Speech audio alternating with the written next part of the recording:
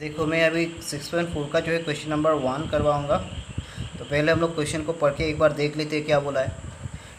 Late triangle ABC similar triangle PQR and their areas, ये areas लिखा है मैंने, and their areas be respectively 64 centimetre square and 121 centimetre square. अच्छा, ये तो बात की बात है, पहले हम लोग देख लेते क्या बोला है। यहाँ पे देखो पहला चीज़ क्या दिया है, ट्राइंगल ABC और ट्राइंगल PQR सिमिलर है, ठीक है, वो पहला चीज़ दिया है। अब दो ट्राइंगल सिमिलर होता है तो उसका क्या होता है, उसका जो एरिया का रेशियो जो होता है, अभी हम लोगों ने थ्योरम पढ़ा है, उनका जो एरिया का रेशियो होता है वो क्या होता है, उनके कॉरेस्पॉन्डिंग साइड के रेशियो का स्क्वायर के बराबर होता है। ये भी है थ्योरम, हाँ ये भी है, ये होता है ना।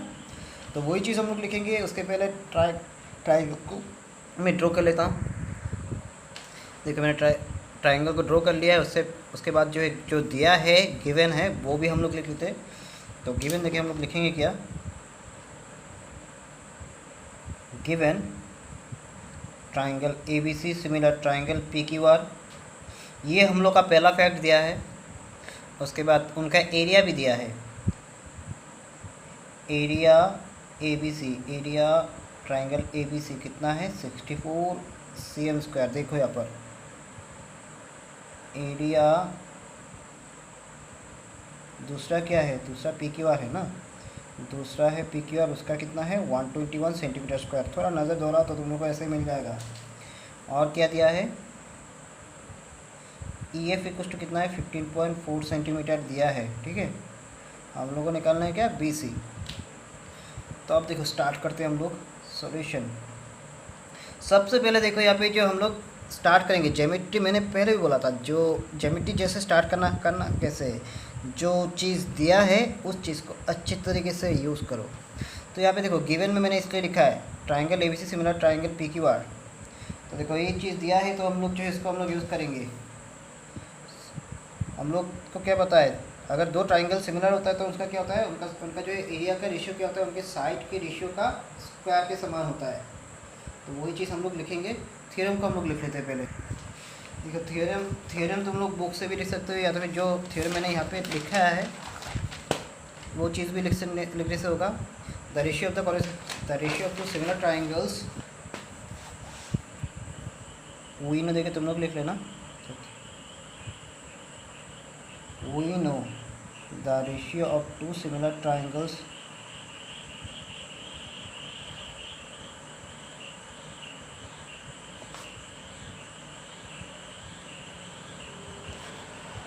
is equal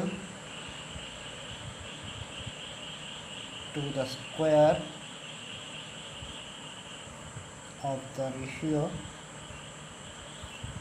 क्या होता है, of the ratio of their corresponding sides। ये वाला जो लाइन तुम लोग को दिख रहा है ना, ये अच्छे तरीके से रट्टा मार लेना, ठीक है। अभी तो तुम लोग का ये नहीं हो रहा है, मेरे सामने कर रहे थे तो मैं पूरा पढ़ा लेता है। अब देखो मतलब क्या है उसका, सिंपली ये मतलब है, ठीक है। मतलब पहले ट्राइंगल का एरिया डिवाइड बाय दूसरे ट्राइंगल का एरिया लोगे।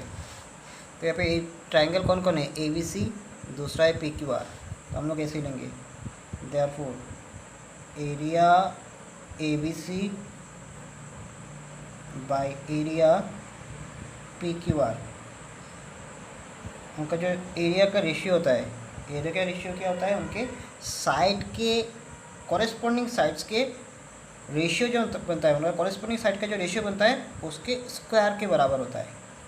तो कॉरेस्पॉन्डिंग साइड यहाँ पे मैं कौन सा लूँगा, ये भी टेक्निक है। यहाँ पर हम लोगों को मिला क्या है, EF मिला है, और निकालना क्या है, BC निकालना है। अरे ट्राइंगल बदल गया क्या, सॉरी, मैंने यहाँ पे क्वेश्चन को थोड़ा भूल लिखा था। यहाँ पे DEF ट्राइंगल होना चाहिए था, DEF। तो ये भी DEF होगा, हाँ, इसलिए तो मुझे समझ नहीं आ रहा है क्या हो गया। ये E है और F है, प्रिंटिंग मिस्टेक। तो हम लोग देखो यहाँ पर क्या हो जाएगा, क्लास में जैसे होता है ऐसे ही प्रिंटिंग मिस्टेक है लैक ऑफ साइट। अच्छा देखो यहाँ पे देखो हम लोगों को क्या निकालना है, BC निकालना है। BC ये वाला साइड है और EF दिया है यहाँ पर, EF ये वाला साइड है। तो हम लोग इन दोनों साइड का ही देखो, ये दोनों कॉरस्पॉन्डिंग साइड तो हो जाएगा, तो हम लोग डायरेक्टली लिख देंगे equals to B C by E F square लिख देंगे। ठीक है, ये मैंने थ्योरी को लिखा है। हम लोग क्या होता है, दो अगर ये ट्राइंगल सिमिलर होता है तो उनका जो इस एरिया का रेशियो क्या होता है, उनके कॉरेस्पॉन्डिंग साइड के जो रेशियो आता है, उनके कॉरेस्पॉन्डिंग साइड का जो रेशियो आता है उसका स्क्वायर के बराबर होता है।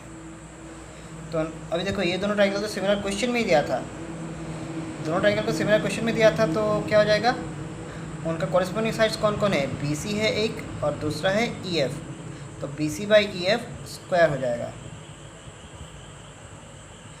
Area A B C, area A B C का वैल्यू कितना है, देखो एरिया ए बी सी है 64, तो यहाँ पे 64 लिखो। एरिया पी क्यू आर 121 था, देखो P Q R 121। B C का वैल्यू कितना है, अरे नहीं दिया है। ई एफ का वैल्यू कितना है, 15.4 दिया हुआ है।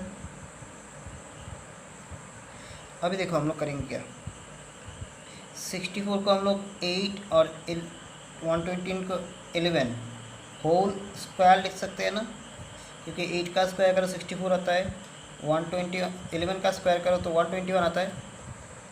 इक्वल टू देखो हम लोग B C by 15.4 whole square लिखेंगे, ये दोनों आपस में कट गया तो हो गया क्या, 8/11 equals to B C by 15.4। तब देखो क्रॉस मल्टीप्लिकेशन हो जाएगा, B C into 11 equal to 15.4 into 8 हो जाएगा, क्रॉस मल्टीप्लाई, तो बी सी इक्वल्स टू क्या हो जाएगा, 15.4 इंटू 8, 11 तो मल्टीपल है वो डिवाइड हो जाएगा।